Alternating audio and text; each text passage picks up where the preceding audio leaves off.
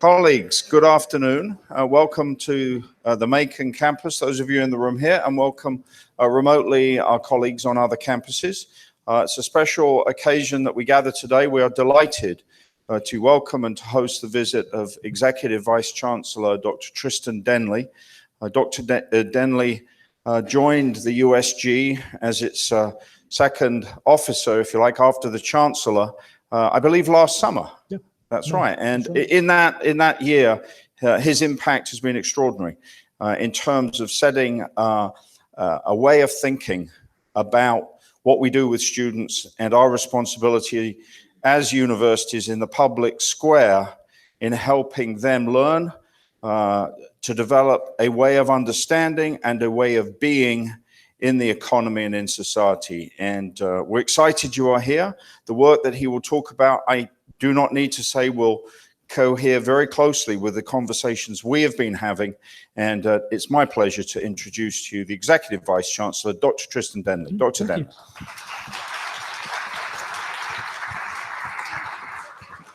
Thank you.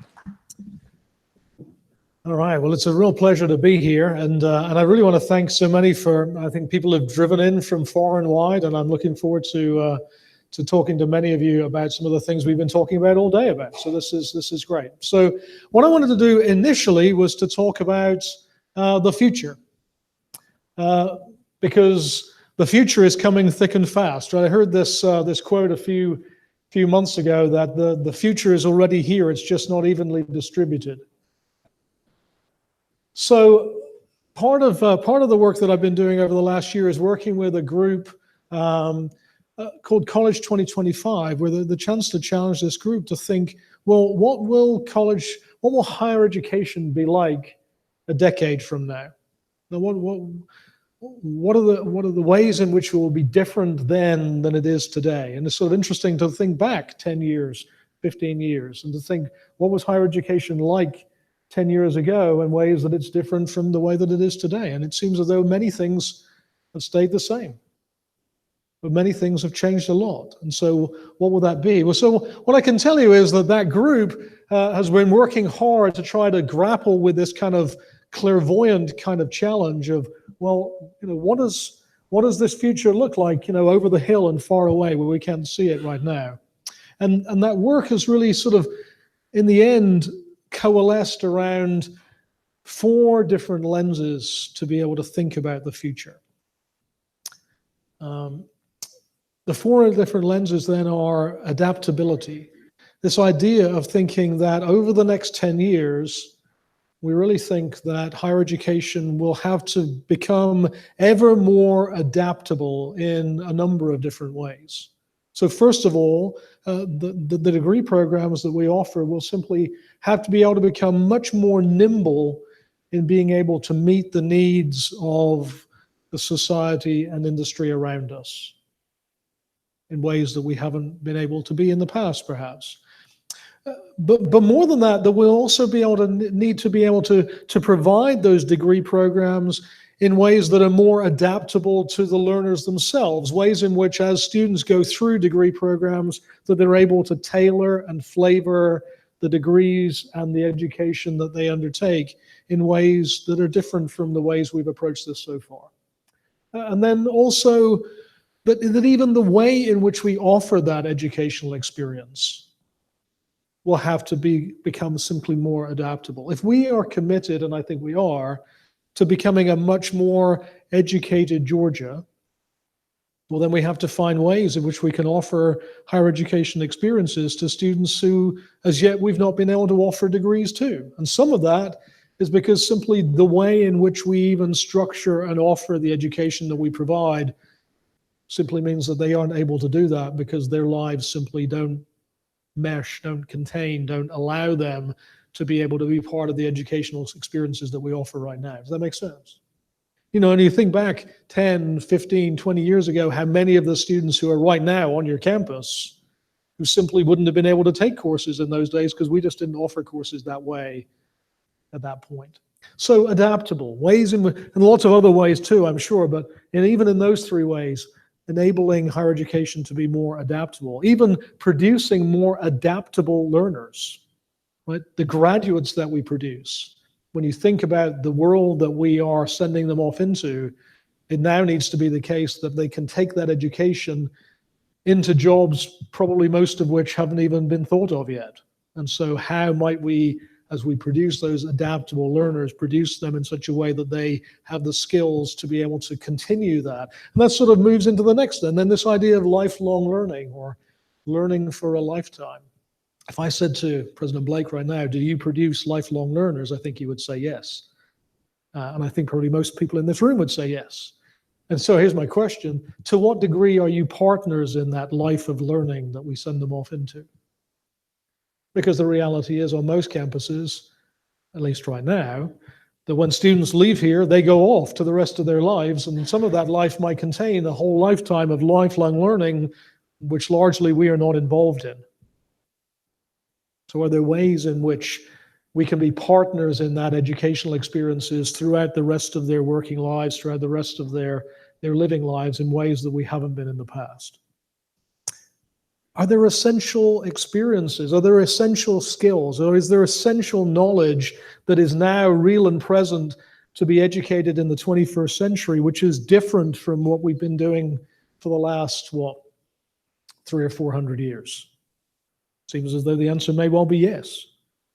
20 years ago, if I'd stood on this stage, I more than likely wouldn't have this stuff behind me. I remember when I was a graduate student, my advisor was scandalized by people giving talks with this kind of stuff. From his perspective, lectures like this were a conversation, and it required chalk, and it required chalkboards to do it properly. Well, maybe he was right. I don't know, but clearly ways in which we can arm people with the essential skills for life in the 21st century. This is an ever-evolving kind of experience, and one which we need to take seriously as we look at the education we provide. But more than that, are there ways in which we can actually better represent the learning which is already taking place? Because if I say to you right now, do your students have important experience in team learning, or research, or critical thinking, or all those kinds of things? Almost surely you would say yes. And then if I sat down and we looked together at a transcript and I said, well, show me where that is, that wouldn't be quite the same, right? And maybe you would point at some random sequence of letters and numbers and say, well, it happened in there. And I'd look at you blankly and go, I don't even know what that is, but okay. So are there ways in which we might be able to much more easily represent and attest and demonstrate to employers and the rest of society the learning which actually is already part of the degrees that we offer, but right now it perhaps isn't well represented in the way in which we transcript it? Then the last of these is in partnerships. That probably it's a reasonable target for us to say, you know what, over the last, you count how many years, higher education has not really been a very good partner. That we've sort of been our own thing, and we provided education and then sent people off, hopefully to go do useful things with it, but haven't really been that sort of exothermic in going out and trying to create and craft critical partnerships with those around us across society and industry. That's slowly breaking down, and there are a number of things I know here on this campus and other campuses where there are stark contrast to what I've just said. But increasingly over the next 10 years, it seems as though creating those strategic partnerships will not be an added extra, but a baked-in necessity. Does any of that make sense? So, in many ways, this is kind of it's a blank check. Because I really believe that it's the case that as we look over the next 10 years, in so many of these kinds of ways, we will be increasingly looked upon to change in ways that we've not thought of in the past. But more than that, I really think that if we undertake it in the right kinds of ways, we actually can be the shapers of the future. Not so much shaped by it, but the shapers of it. And so as a system, again, we will undertake ways in which we can think about how we can change what it is that we do right now to meet the needs of what's coming to us. So that's the future. Well, what about now? And so that's what remaining time I really want to talk about, not envisaging the future, but knowing what we know right now and in what ways can we respond to it. So here's what we know right now, I think.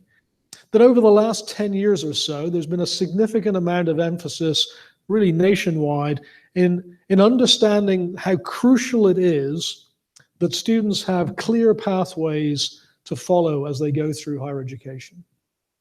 And the reason for that is because it simply is the case that unless you really know, it's very difficult to guess what courses and in what sequence you should take them. And I don't know if you've ever tried this game, but if you've not tried it, I challenge you to do it. Even in this institution, pick somebody's discipline that's on the sort of, the other side of the academy from you, and then give yourself a couple of hours and the bulletin, and maybe you can go on the website as well and see whether you can put together a 4-year program in somebody else's discipline based on what it is that you have available. I remember a few years ago trying to do this back at Austin P. I'm a mathematician. I tried to do communications. I didn't know much about communications at the time, and so I thought maybe I could do that. And at the end of a couple of frustrating hours, I ended up with something that I thought might be a 4-year degree. And I sent it to the registrar to see if I'd got it right. And after a few minutes, she sent it back and said, well, it was close, but you didn't get it right.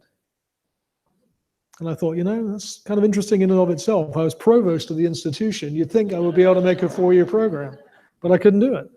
And I simply had no idea as to whether or not the courses that I'd sequenced out, whether I'd done the sort of communications equivalent of taking Cal 4 before Cal 1. I really didn't know. And it seems as though this is a general purpose problem. And there's no reason for it.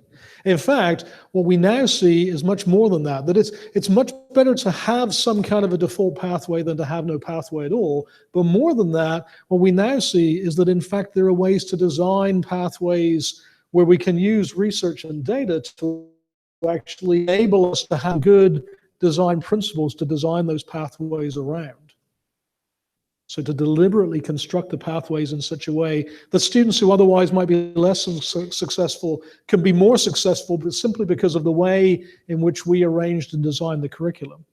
But more than that, there are ways in which by doing this, we also can bake into those pathways experiences that are both inside and outside the classroom, and high-impact practices, undergraduate research and service learning and internships and all of those kinds of things.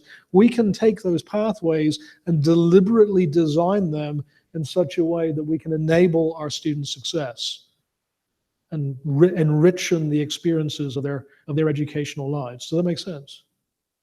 But none of it then happens just by chance. It's our deliberate work to construct those pathways. So what does this look like? What kinds of things am I talking about in saying that that we can do that?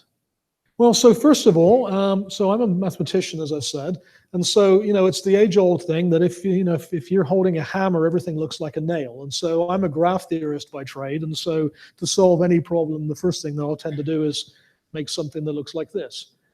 So I did this by taking all of the courses that students have taken who graduated from the USG over the last decade.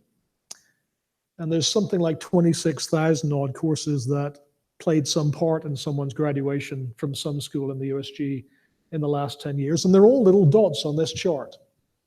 That makes sense?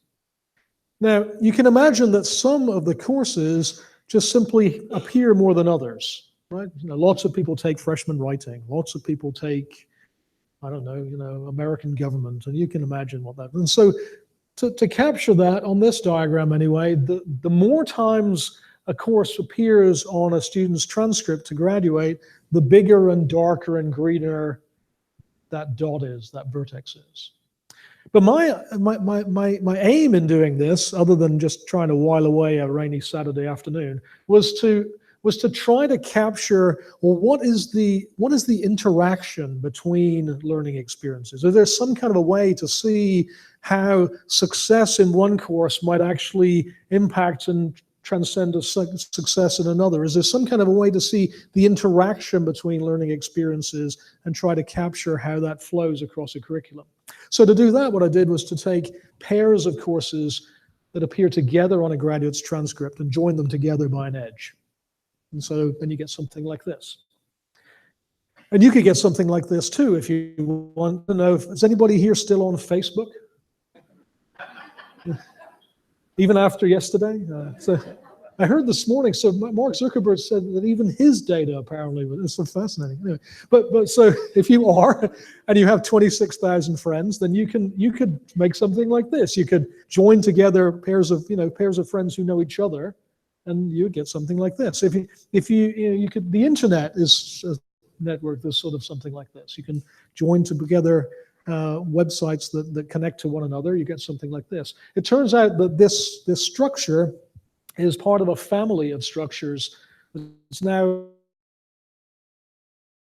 gotten to be relatively well known. It's called a scale-free network, a small world graph. And we know things about networks. So here's what most of the structure of scale-free networks is bound up in these hub vertices, the big things right in the middle, at least the middle as I've drawn them. So what does that mean? Well, so the first thing that it means is that if you delete some of those vertices, turns out that with the big ones, you don't have to delete very many until the whole thing just falls apart. If you delete the small ones, not that much happens actually, but just a few of the big ones, 3 or 4, the whole thing falls apart. And you can feel what this feels like. So imagine that today you found out that Facebook had gone down. Right? Well, probably by now you would have already known that, right? It wouldn't be me telling you. What about if Google had gone down? What about if Amazon had gone down? If all 3 of them had gone down, would you be here in this room? You get the idea? So we're familiar with this concept. We're familiar with this concept like this, because these big hub vertices, you know what they are. They're what once upon a time we called gatekeeper classes, right? And they were called gatekeeper classes for exactly this reason, that if you fail or unsuccessful in just a few of them, well, you don't stick around very long after that, right? Lack of success in even a few of the gatekeeper classes meant that you didn't make it through the gate. Your whole curriculum just kind of fell apart. That makes sense? So that's one thing that we know about scale-free graphs. The other thing we know about them is that phenomena flow across scale-free graphs in important ways. If I take this thing and I infect it with a virus, it matters which vertex I infect. If I infect the small ones, you get some sort of a local effect. If I infect one of those big ones, the whole thing gets infected almost immediately. So in other words, phenomena flow much more powerfully from those critical courses than they do from elsewhere. Now, why do I say that? Well, what this says to me is that there is a possibility for something different than what we are now at. Where we once upon a time, we called these courses gatekeeper classes. Now, in this much more enlightened world, what do we call them? Gateway classes, right? Gateway classes. But I think that actually gateway classes is the wrong term. So I'm going to try to make a new term, because I think gateway classes is just descriptive. Sure enough, they're classes you take. Okay. Instead, I want us to think about which classes are the catapult classes.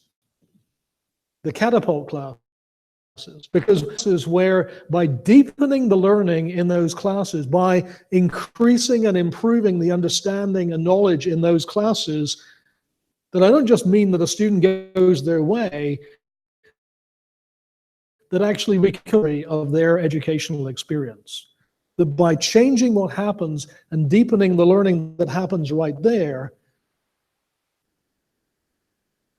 we don't just let them through into a different level of success. Does that make any sense? That, is there a way in which by deepening learning in this course, sure enough, we improve the learning in this course, but we actually change the overall success outcome for students on down the curriculum? That seems to be a much more interesting thing to look at and a much more powerful thing for us to do.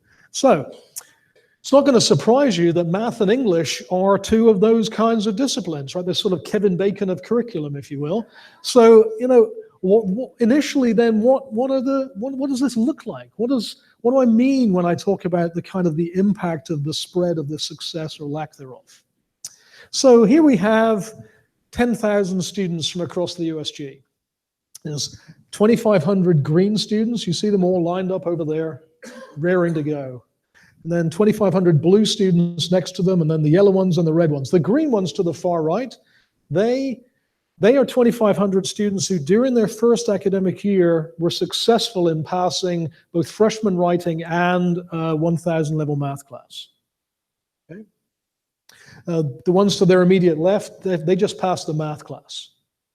And the ones that are yellow to their left, they were only successful in passing the English class. The math class they didn't end up having passed during that first academic year. And you get the idea. The red ones, first academic year, were unsuccessful in both of those two courses. Just so you know, there are 2,500 students who were chosen where that's the difference between the two groups. So as far as the rest of it goes, preparation, income, background, everything else, what's different between these two sets of, or four sets of students is their success or lack thereof in math and English. So here we go. Let's watch them now gradually work their way through their degrees over the next 6 years. Which ones do you think will be the most successful? This is not a trick question. So, what I want you to think to yourself is, how much more successful do you think they'll be? When they get to the top, they graduate. You can see they're starting to graduate now. There we go. There's a little bar chart at the top that's counting them as they graduate. So think about how much successful they're going to be. Here we go. 2 more semesters. There we go. 6 years. Happens quick, doesn't it? As a parent, you really know this. It just happens overnight. So you can see now the green students, the students who were successful in both their math and their English, were twice as successful as the blue and yellow students. Were you expecting twice? I tell you, I wasn't. Now, I've seen this before, so I was expecting it today. But in the past, when I first ran this analysis, I was not expecting it to be a factor of 2. That's crazy. And even more than that, the red students who were unsuccessful in both their math and their English, 5 times less successful than that. A factor of 10 between the red and the green students. So now you see what I mean. That success or lack thereof, it has so much more effect on whether or not I learn some English or learn some math, but actually the degree to which I can be a successful student at all. Just in case you're interested, this is what the overall success rates look like. Sometimes I say we don't graduate summary statistics. So I like the idea of looking at each individual student, but the summary statistics are important. This is what it looks like system-wide, and this is what it looks like on Middle Georgia's campuses. Students who are unsuccessful, their graduation rate's about 5%. Students who are successful in both classes, about 54%. So you can see the numbers are a little different on your campus, but they're different on everybody's campus. But the pattern is just the same.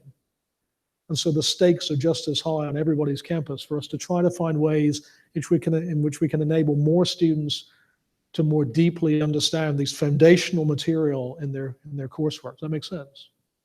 So then what are the barriers? What are the barriers to us enabling more students to be successful in math and English and other critical courses too? Well, traditionally, actually, over the last 50 years nationwide, and this campus is not really any different, remediation has been the barrier. Students who come to our campuses less well prepared than we or they would like, who then end up going into some kind of developmental experience, and then let's see how that plays out. Well, so this is how that plays out. So this is what it looks like system-wide. This is developmental math.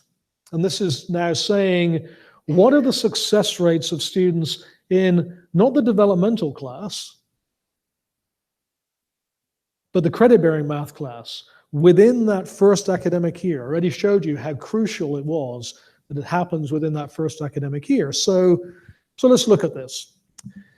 So you see the blue bars. There's a lot of data on this chart. The blue bars show now what that looks like for students who went through the traditional remediation approach and began in developmental mathematics in elementary algebra or intermediate algebra. You can see that right over here, I think you can see it right there, about 20% of the students within that first academic year who began in intermediate or elementary algebra finished out by passing that credit-bearing math class within that first academic year at 1 in 5. And you can see here I've taken it and disaggregated it by ACT score. because every campus has a little bit of a different population, you can imagine. So just comparing success rates in math classes isn't a very particularly helpful thing to do. Instead, at least if we compare them by ACT, we're comparing apples to other red fruit or something like that. Right? If you don't like ACT, well then, this is what it looks like for ACT. Much the same kind of picture. You can see 20% still. Let me go back to ACT though, just for the day. So that was the blue is just that traditional approach to remediation. The green is the foundations approach. Around 2015 in this system, we began experimenting with two other approaches. This foundations approach, where we took remediation and squashed it into one semester, but it was still a prequel, right? So first of all, you do one semester of preparatory developmental math, and then having been successful, then you go into the credit-bearing class. What happens then is that all the students do a little better, right? Success rates go up over the blue approach, and you improve that overall success rate from about 20% to about 30%, which is certainly a not insignificant improvement. The other approach, which was happening at that same time, and which I was also doing back in Tennessee, is the co-requisite approach. So the co-requisite approach is now enrolling those students directly into a credit-bearing class, same credit-bearing class everybody else takes, and then simultaneously requiring them to also attend some kind of aligned supplementary instruction experience. So not a pre-remediation, but an at the same time remediation, a parallel remediation. And you can see the success rates zoom up to more like 65. And again, the improvements all across the preparation spectrum. You can see it for ACT. It doesn't really matter what your baseline preparation metric is. What you see is like students do so much better in this other structure of learning than they did in the previous. And it turns out to be the case that if I further disaggregate by race or gender or income, then what I see is actually just the same. That this is a technique which closes historic equity gap existed in the past. So it really is the case that this is a new kind of way of delivering remediation which enables many more of our students to be significantly more successful than they were, and really works for all of our students, not only just some, but in a powerful way. I don't know about you, but in all my life in higher education, I've never seen something that transformed success rates to quite such a ridiculous degree. I mean, doubling success rates. This is what it looks like on your campus. Because, the data is all fine and dandy, but I wanted to show you exactly what it looks like here. You can see the data here is very much in keeping with the overall picture. There's nothing special happening here that's different from elsewhere. It's the structure of delivering remediation as an at the same time as, in parallel, rather than as a prequel, that's kind of carrying the key behind this. It works in math, also works in English. In English, we're also seeing success rates double in that freshman writing class. So it's not going to surprise you, and I know that it's taken a tremendous amount of work on this campus to do it, but all across the USG, I've asked that we completely phase out the other approaches to remediation. And the reason is not just because I don't like the other approaches, it's because you can see that no matter who the student is, we simply are advantaging them much more greatly by this other structure, by this co-requisite approach. Now, there's more going on, and I want to make sure that you see it. This is, for instance, the 3 math classes that are involved. Because it may be that you're thinking to yourself, well, yeah, but maybe they're not taking the same math classes they were always taking before. Maybe more of them are taking quantitative reasoning who used to take college algebra or whatever. Well, actually, no. So this is comparing the success rates of the 3 math classes in the 2 different kinds of structures, the foundations approach and the co-requisite approach. And I show you this because I think it's really surprising. Because I would have been convinced that the green bars would be a little bit longer than the red bars. Wouldn't you expect that? These are students who took a semester preparing to go into that other class. We had a whole semester to make them be better prepared. That was our thinking, right? These students weren't prepared well enough to be successful in that credit-bearing class. Instead, we should take a semester to prepare them, and then they should go in. Make sense? But actually, it don't work out that way. That actually the students who go straight into the credit-bearing class and have that remediation as a just-in-time remediation along the way, they do better. Now, of course, I'm not being wholly truthful to you. Is that right? Because as I show you this, and I'm saying these are the success rates in the two models, I'm actually really misrepresenting the data a lot. Do you know why? Because to be really truthful, to compare the two success rates, I have to take into account that for the green model, those students have already been through one class already. And some of them didn't make it. So I have to take that into account, right? So let me do that, because then that'll be the proper comparison between the two. Yeah, that's not the same at all, is it? You see what I mean? Because we are so used to comparing class to class, success rate in class to success rate in class, and forget that we have to look at the whole pipe, the whole process. And when you do that, you get really different numbers. Similarly, yeah, I'm committed to them learning more math or more English, but in the end, I want them to be more successful students. And some of you may be thinking, well, yeah, that's all fine, but how do they do on all the other stuff? Well, at least this is a beginning to that, and I can show you other data too. But this is retention, right? So to be a successful student, you at least have to come back. Go figure. So this is the full-to-full retention for those two, in those two different, again, this is only looking at the way in which their math class was taught, right? And I have a similar chart for the way in which the class was taught. What happens on this campus when retention goes up 11%? You want to have a pizza party or something? Probably cake. Or something. Well, you can see this is the difference. Look right there. Again, you can see it's not just limited for students who are better prepared. All the preparation spectrum, you see advances, but overall it comes out to 11%. And similarly, all across the racial spectrum, white, black, Hispanic, every different race, you see that similar kind of significant increase in student success simply based on. So in other words, what we're seeing is that more successful learning in one place translates not only to successful learning in that place, but success elsewhere. And that, I think, is a really exciting thing to see. Now, there is much about this which we as yet do not know. Right? The basics here, that we enroll students into that credit-bearing class, and we require them to also attend an alumni supplementary instruction experience. But whether it's the same faculty member or a different faculty member, and whether the class is right after or right before or the next day, or whether you use this kind of teaching technique or that one, or this kind of special software or this one, most of these things we simply do not know yet. But what I do know is that together we can figure that out. And we've already had 2 very successful meetings with teams of math and English faculty from every campus coming together to talk about the things that are being successful on their campuses and ways in which they can learn one from another about those successful techniques. And together, across the system, we will be able to stitch together if there really are specific strategies that we can use in teaching math and English in this way that really do what we want them to do. But regardless, what we see is already the change in structure is doing what we want to do and improving outcomes across the board. There's more going on, though, that I want to talk about. Because it's one thing to say, well, you know what, these are the courses where success breeds success, these catapult courses.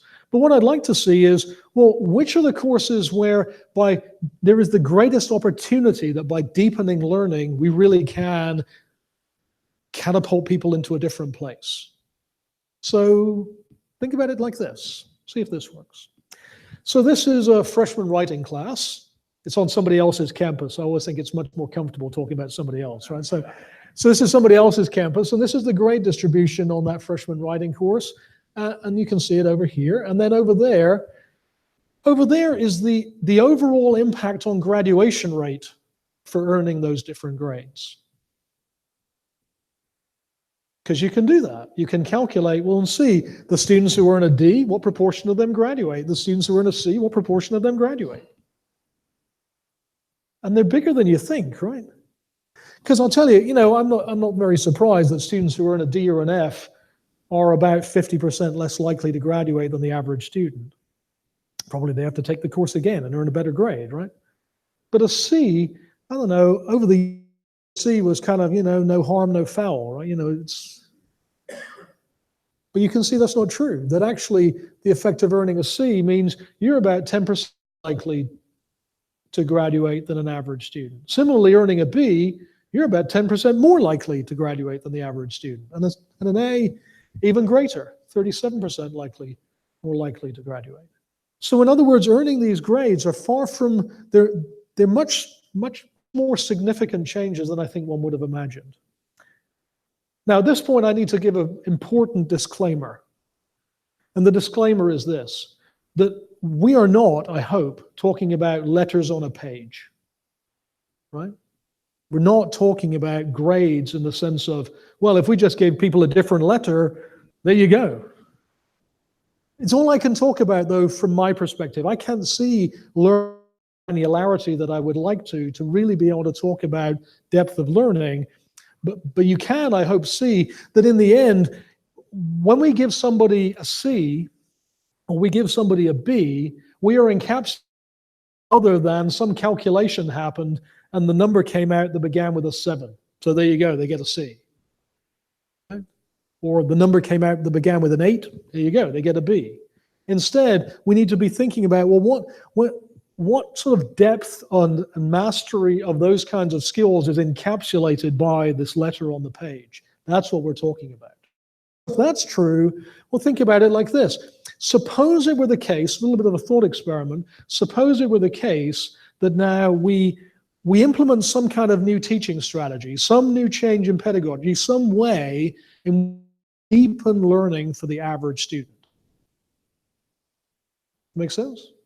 What then we would be saying is that the average student they would deepen their learning, and sure enough, that would be represented by them earning a grade one step higher than they would right now. That's the way it would work out. Well, what would that mean? Well, what that would mean that if otherwise they would have earned a D, now they earn a C. And the numbers at least suggest that now their likelihood of graduating would increase by about 30%. If they were going to earn a C, now they would earn a B, and you can see their likelihood of graduating has now changed by about 25%. If they were going to earn a B, now they're earning an A, and their likelihood of graduating has changed by about 25%. These are massive changes that are achieved by enabling students to learn more deeply in this course right over here. That makes sense? So again, what we see is the possibility by improving learning here, we do more than simply enabling people to better understand an English class. We actually materially change their likelihood of being successful graduating from this institution. And of course, we can do this analysis for every course on campus. So I did. So this is what it looks like for your campus. So this is the top 30 courses, and they're all these little bubbles. And these bubbles go like this. But this horizontal axis is just simply a representation of how many people take that class, right? Because you can imagine, if we were going to deepen learning in a class, well, it only actually affects the students who actually take that class. Their figure. So that's the horizontal axis. The vertical axis is now what we were just talking about, this measure of impact. On average, if we were to implement some kind of a strategy where an average student now deepened their learning, represented then by one grade further on, how much would that actually change, on average, their likelihood of graduating? And so that's this vertical axis. And then the size of the bubble proportion then to the campus-wide impact of that change. Because that's, in the end, I think, that by changing the pedagogy in that course, how then does that change campus-wide the overall success of that student? Does that make sense? All of those pieces of information are important. So what you'll be happy to know is that these are the 4 courses that are part of your G2C effort. And I think that's really important. And this course right here That's English 1102. And it sort of seems like what you learn in English 1101 will be sort of useful over time in English 1102. That seems fine and dandy to me. So in other words, the work that you're doing in thinking again about how to do pedagogy in the Gateways to Completion project, it's exactly aligned to this analysis. That we are together understanding how by deepening learning in these crucial classes, how we can improve and deepen not only the learning across those courses, but across your entire curriculum, the impact that will have on your campus. Every campus is the same. I did that analysis, and that is the way in which we have steered the choices, of course, for the Gateways to Completion project, but it's also the ways in which we're approaching affordable learning Georgia and lots of strategies like that, where, of course, it's the case that we want to target our efforts around new kinds of pedagogy and new kinds of redesign exactly at the places we will get the greatest impact across not only the learning in that course, but again, success overall. Does that make sense? The other thing that I want to talk about then is this idea of academic mindset.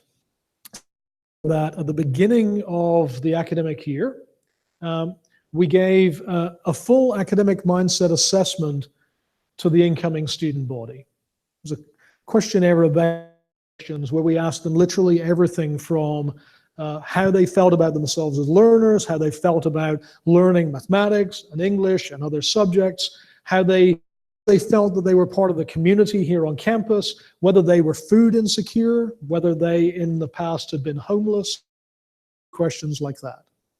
To understand and be able to study how they feel about themselves as a learner, how they interact with the learning environment around them, how the practicalities of their life experience either inhibit or enhance their ability to be a successful student. Here's what we found is that these are the major drivers for success, or in contrast, the major ways in which myself as a learner can inhibit my ability to be successful. You can see that it's really important that I actually appreciate the purpose of the coursework that I'm learning, that I understand why I'm taking this course and how what I'm taking actually links up with the kinds of, oh, what is that? That's interesting. Sorry. I hate Microsoft. Can you do that? Let me see.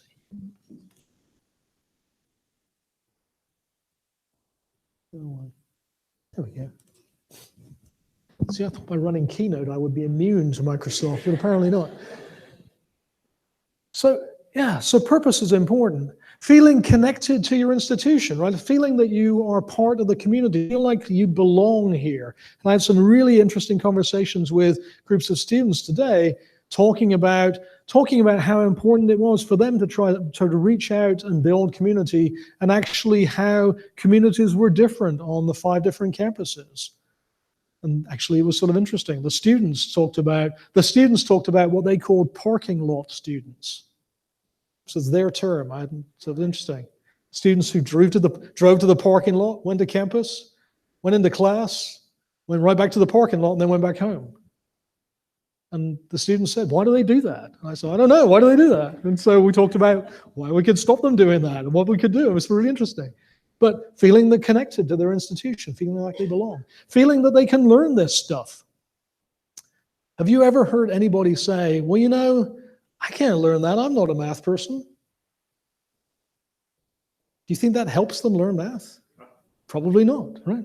Similarly, people say, "I didn't know because I'm a mathematician." I've heard people say that lots. It's kind of the way in which my life goes. I say to somebody, "It's nice to meet you." They say, "Well, I'm nice to meet you. What do you do?" I say, "I'm a mathematician." They say, "Oh, I hated math when I was at school." It's kind of, apparently people have similar conversations if they're in English. So I didn't know.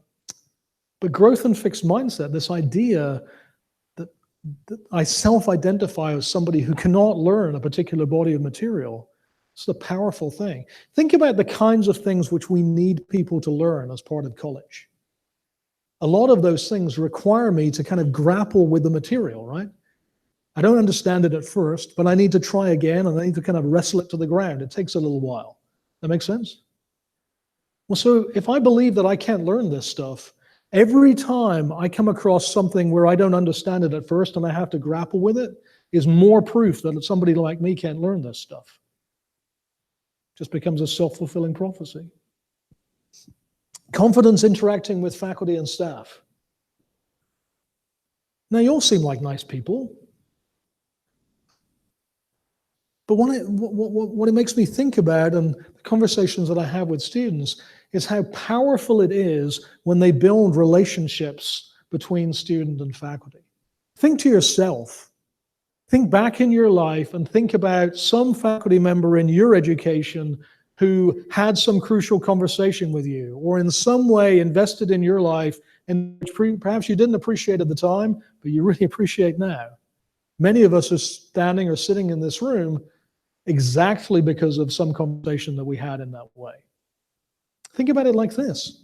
Is it true on this campus that to be involved in undergraduate research, you need to come talk to a faculty member and say, can I work with you on some undergraduate research project? Probably true. It's true on most campuses. Well, so if I'm not confident interacting with a faculty and staff member, I'm not going to do that. Agreed? So what this is seeing is that the ways in which these interactions happen, it's not just icing on the cake. It's a crucial element of enabling our students to be successful. The last one is grit and perseverance. And this is a conversation I had earlier today with somebody. Many of the students on this campus, we know they're gritty. This is not in question. You know how we know they're gritty?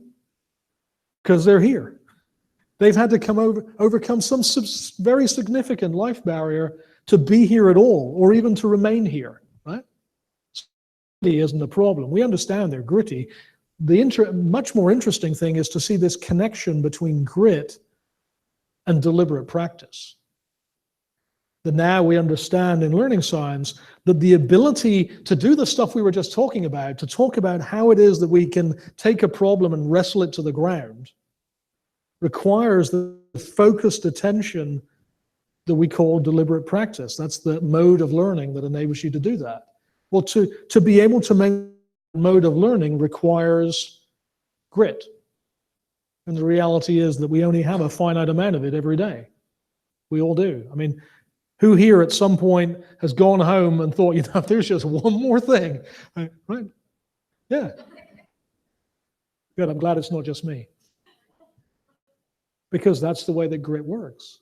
So, students go home and have demanding lives. Are there ways in which we can arrange their learning experience in such a way that they still have the grit that they need to do the learning that we need them to do? Maybe there is ways in which we function that learning in which we can advantage them in that way. This came up in a conversation earlier today. How many of you have students who hand in their work right at the last minute? I'm amazed. How many of those last minute work tend to be not as good as the work that comes in earlier? Is it always the same? Quite often, right? Do you set your deadline at midnight? Because here's my thinking. It seems as though a couple of people have tried this, and I think it's an interesting observation. Who works well at midnight? So if we know that there will be people who, well, some of you do, I don't know, but if we know that there are people who are going to hand work in at the very last minute, why not make it at 8 o'clock at night? Why not make it at 9 o'clock at night? Why not make it at a time when there's still help available, so as they're doing that work at the last minute and they need to reach out and say, can somebody help me? Because I really don't understand this. There is help available still. You see what I mean? That some tiny changes on our part can somehow perhaps have some significant impact, not on everybody, but on some, just simply because we recognize what's going on. So here's the interesting thing. So this is brand new, off the rack data that just like it's, you know, it's still hot out of the oven. What I wanted to see was, okay, so there are 3 questions that we asked, and I'm just going to concentrate on those 3. The first question was, this math class you're in, Do you think it'll be useful in your career? And then we ask this question, this class you're in, do you think it'll be useful in your future? Maybe not in your career, but at some point. This is the college algebra principle. Maybe you won't need it right now, but someday you'll have children, and they will need it when you do. So, maybe it's that. And then we ask this question, this math class you're in, do you think it'll be useful at all? Question. The degree to which you agree or disagree to those three questions, do you think it influences how likely you will be to be successful in this math class that you're in? So now we have some numbers. So first of all, what I learned in this math class will be useful in my career. Here's what we get when they disagree with that. It's already a hefty chunk.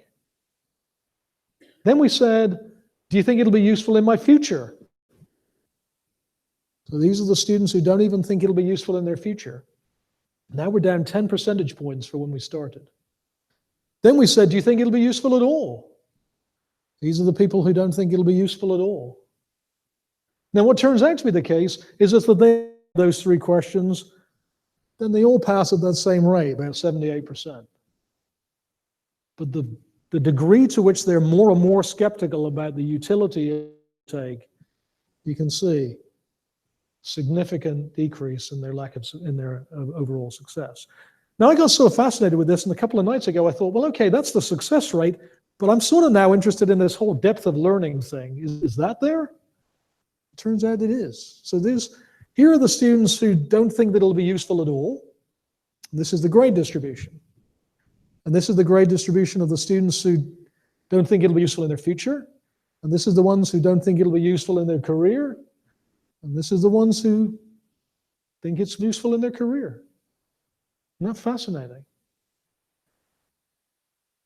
So somehow then this appreciation of purpose not only enables them to be more, it appears to be at least correlated to the depth of learning that is underway. Now, some of you may be saying, well, but what about preparation, right? Let's level by preparation. Well, yeah, okay.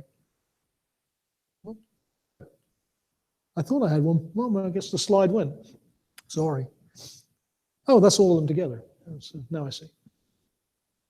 This is what it looks like by preparation. By preparation, you can see it's still the case, even if you preparation, that students are more successful if they agree than if they disagree. So here's my question. Do you think because I have to is enough of a purpose? Because when you ask students, why are you taking that freshman math class? What they say is, to. And I don't think that's enough of a purpose, do you? But I don't think it's the right answer, of course. Right? The reason why students should be in freshman writing is not because I have to, but because we need them, especially today, to be able to clearly represent their ideas in a cogent fashion. Skill when the written word is more powerful today than it probably ever has been in human history, why wouldn't we need them to have that skill to master it well? But they still say, because I have to, and we need to change that. Of course, it's also the case that we're in the right math class, right? So last year, all 17 math associations all agreed that students in undergraduate studies should take the math class that is pertinent to their discipline. What that says is that's college algebra if they're taking calculus, and it's not college algebra if they're not. But for the last 50 years in this country, students have taken college algebra as their math course, presumably because college is in the name. Right? Because the reality is that algebra is really useful if you're going to learn calculus, and not terribly useful if you're not.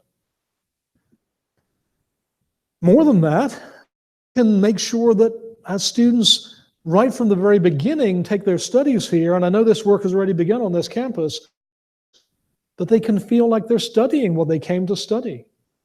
This is what those success rates look like, that the red students during the first year, they didn't take at least three courses that pertain to their discipline, that are in their focus area, that are in their stuff. The green students, they took them and passed them. And the blue students, they at least attempted those courses. Now, the deepest thing I'll say today is that students who pass courses are graduate than students who don't. So there you go. That's the reason why the green line's longer, right? But look how close the blue line is. And the blue line is just advising.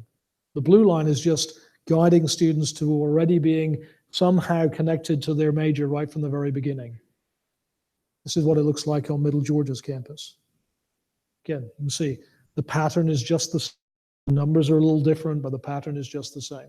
It's a good, 29 to 44, that's a good 40% improvement just simply by guiding people in a different way. The last thing I'll talk about is just this very practical thing about which courses do people take? Do they enroll in? So this is some data from back in Tennessee that I will mimic in Georgia pretty soon. This is comparing students who took 24 hours in their first academic year to students who took 30 hours in their first academic year. And what you can see right here, the students who took 30 hours in their first academic year were about 20 percentage points more likely to graduate than the students who didn't. 20 percentage points. That's like 50% higher graduation rate. That's crazy, right? What's interesting is that, at least in Tennessee anyway, it's cheaper to take courses in batches of 5. And what was interesting was when I first rolled this out, I talked to CFOs and they said, you know what, we can't afford for them to do that. I mean, if all the degrees are 20% cheaper, we have to keep the lights on and pay people. But they were wrong because actually when you add it up, the students who take 30 hours who are more successful, they keep coming back. And when they take more classes. And when they take more classes, they pay more tuition for the more classes they take. So actually, more successful students actually contribute a greater revenue stream than students who are unsuccessful. Student success is intimately tied to the financial stability of institutions. So actually those students, in the end, contribute about $5,000 more to the institution than the students who are only taking 24 hours in that first year. So here's the interesting thing, that as we do this work of enabling people to take a fuller schedule than they might otherwise do, this is a very significant student success initiative. It saves people money. And I don't know, there's been this kind of conversation nationwide about the cost of higher education. I don't know if maybe you're familiar with this conversation. So this is a both and. Everyone wins by this idea. So here's the trick then. What are things that we're able to do on a campus that enable people to take a fuller schedule? Because the reality is it's easy for us to say, well, they have busy lives. I mean, how many classes can they take? But there's things that we can do that enable them to take a fuller schedule.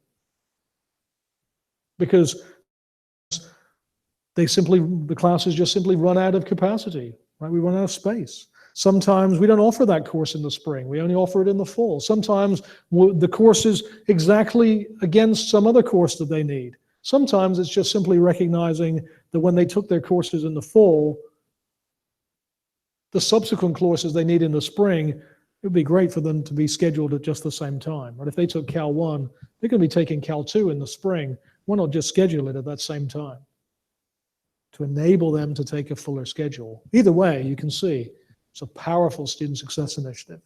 So then to bring it all together, what I hopefully have shown you this afternoon is that all of these elements, enabling students to make a program choice right from the start, more than half of them drop out if they don't, enabling them to feel and have a productive academic mindset, that we deal with the fact that the way in which they think about themselves as a learner in and of itself is as powerful as preparation.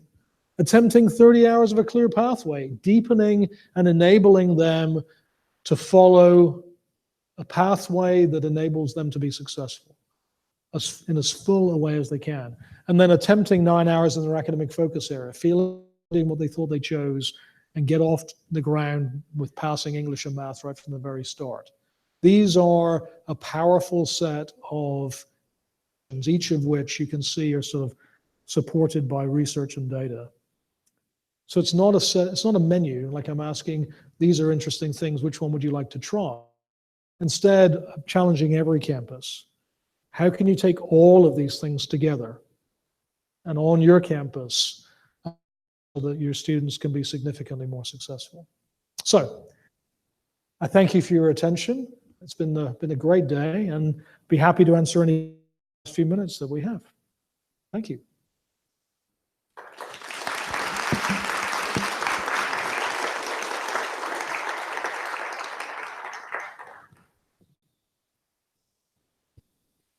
Sure.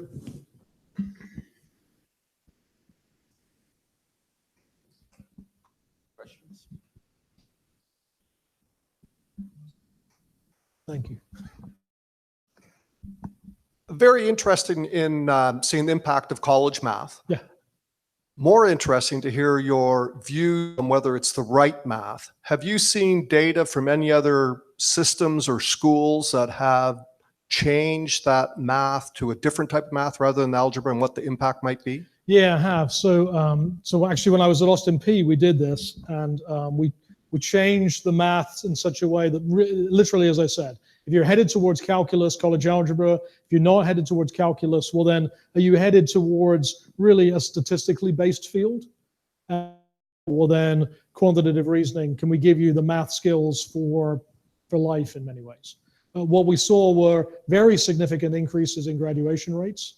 But more than that, we actually saw significant increases in the number of people taking calculus, which was very exciting. Yeah, because really we were then able to build a vibrant STEM pathway in a way that we were not able to before. So it's careful work that needs to be to make sure that this is the way in which we can empower people, not somehow exclude people, but if it's done right, it can be very powerful. Yeah, yeah.